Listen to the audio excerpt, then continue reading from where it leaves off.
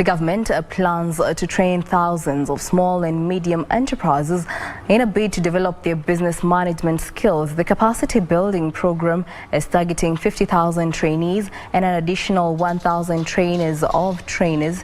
Trade and Industrialization Cabinet Secretary Betty Maina has said the program will be rolled out jointly with Stanbic Bank. SMEs play a vital role in driving economic growth and development and contribute to over 30% of the GDP. To this end, Stanbic Bank have today signed a memorandum of understanding with the Ministry of Industrialization, Trade and Enterprise to support the country's trade and industrialization development agenda, as well as micro, small and medium enterprise sector. This move comes at a time when Kenya is in trade dialogues with various partners to prioritize industrialization as a key Big Four agenda, while still recovering from the negative impacts of the global COVID-19 pandemic.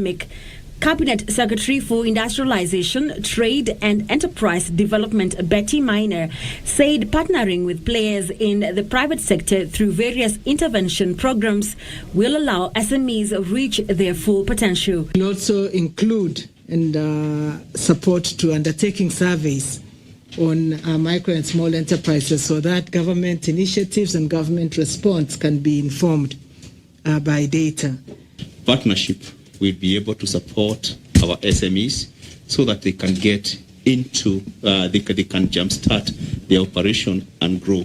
The small traders will receive support on government trade negotiations, capacity building and enterprise development, entrepreneurial training, access to finance and access to market.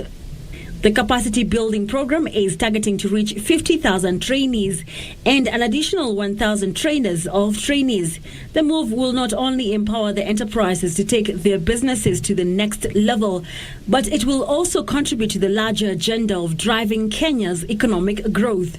Stanbic Bank CEO Charles Mudiwa further said the bank is focused on offering value beyond financial services, as well as the development of the country's social pillars by leveraging on established networks, available resources and strategic partnerships to inject investments into key sectors that align with government's larger Big Four agenda.